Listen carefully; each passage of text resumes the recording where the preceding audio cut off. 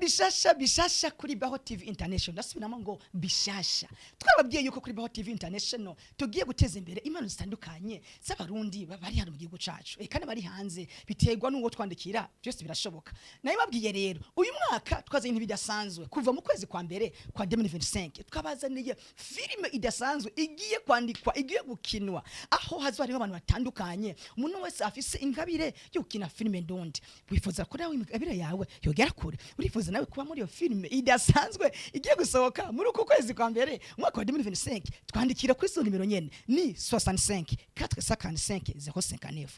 Na WhatsApp ni 71 794 959.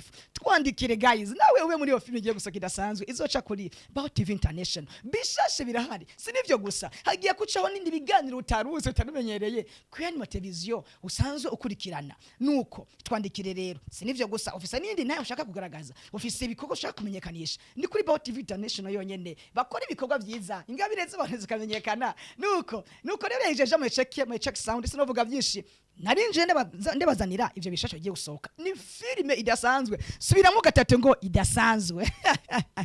Nuko twandike rero muri WhatsApp hama tukushe muri iyo groupe yabagiye ukina iyo filime idasanzwe. Nuko kandi basezere rero sinovuga menshi kuko kuvuga menshi siko kuyamara. Ciao ciao yari jaja my check sound my check izo. Bye bye.